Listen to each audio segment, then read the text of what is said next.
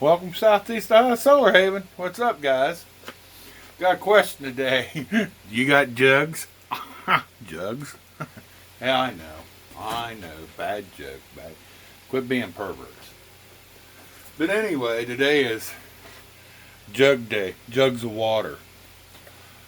Distilled water because, well, got a battery bank got to take care of.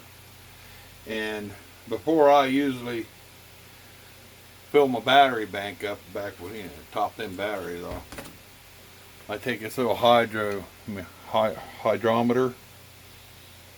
however way you want to say it, check the batteries.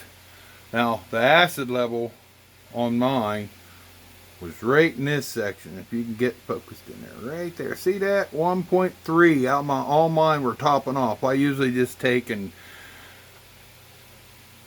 from each little bank of batteries, because I got 6 banks of 4, and I'll just, spot check one cell in each of the batteries real quick to make sure. And none of those batteries were below this point. Most of them was right up here. So that tells me probably a little bit too much acid, which tells me they were getting low. And what I use to do that with is a little Coke bottle that I cut the top off of. This is probably a couple years old.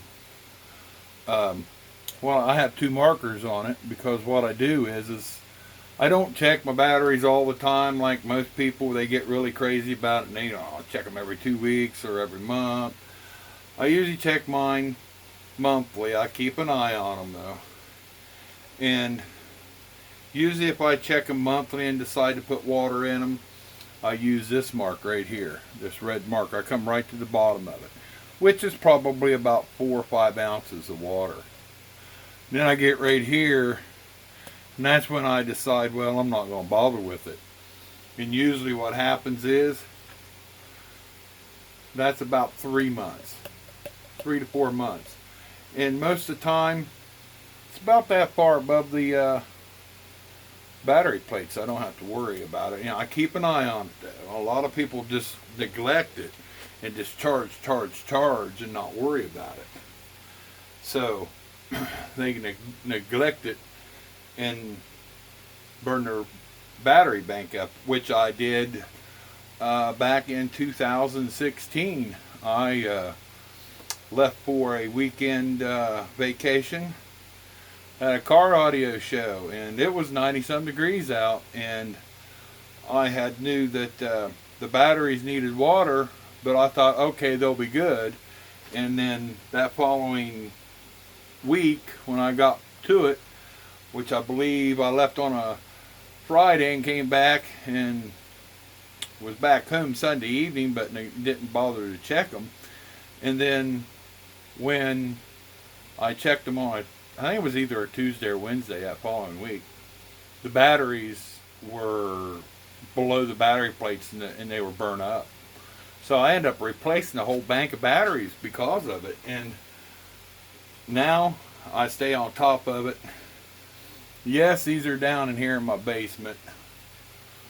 I got an attic window, or not an attic window, but a basement window over there that, I can open up to vent the air once in a while. I do have a roll of plastic here, as you can see. That's been laying on top there for a while. One roll of plastic. I want to wrap this,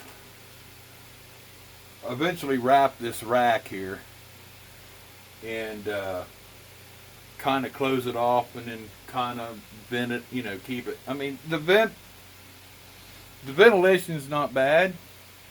I don't have no venting problems or anything like that. Every once in a while during the summer, if I get smells or anything like that, there's a problem. Then you have to open the basement window, of course. Now, if I don't shake you around too bad with this crazy tripod, I want to try to get in here a little bit closer for you guys that are watching here. Something I'd found out about this Coke bottle. When you cut the top up, it makes a nice funnel, of course. Common sense would tell you that. check this out, this little screw top. Now, if you can see right here on the edge of this battery, once I pull the top off, now these are golf cart batteries, 6-volt golf cart Duracell batteries. You can buy them at Sam's Club or whatever, or Batteries R Us or whatever. Anyway, I found out, watch this, screws right into the fill top. So once you're filling your batteries, right here you can see, they'll stay right in position for you. Easy peasy. Now whether that'll work for an L16, I don't know. Some batteries that have these type of tops right here, you can see it right there, that type of top, might work. So yeah, I usually, on a row of these batteries here, a row of 4 of them, 1 jug, 1 gallon. That's what it normally takes if I'm filling to there. Now, everyone has their own way of measuring. You know, this is just my way. Yeah, I'm just showing you my way I do things because it's easier for me to do it this way. Eventually, one of these days, hopefully I won't have to deal with this lead acid battery bank and go lithium or something like that. Lithium, I'll admit, scares me because you don't know what you're getting into sometimes.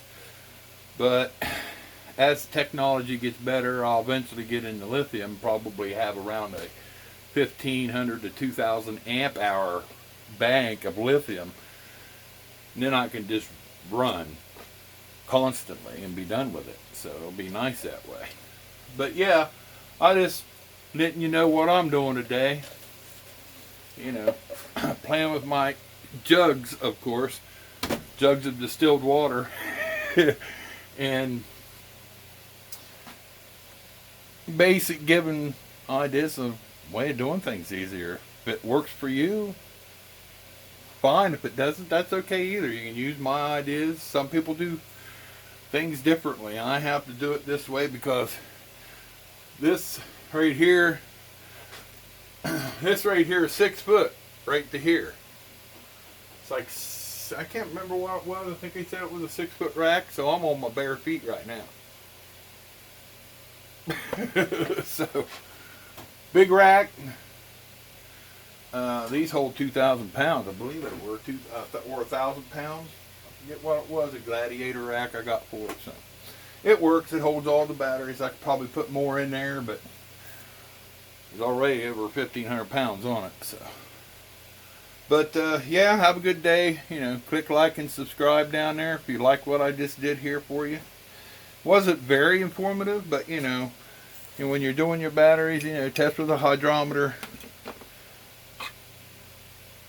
Some cheap ideas, you know, don't have to have the best of stuff. And, you know, your distilled water. Don't use regular water. Use distilled water. Because then you're introducing other stuff into your batteries and then it'll ruin them. So, anyway, have a good day. Stay healthy. Click on that like and subscribe button. It only hurt once. Now don't make me twist your arm like I did my elbow. Later.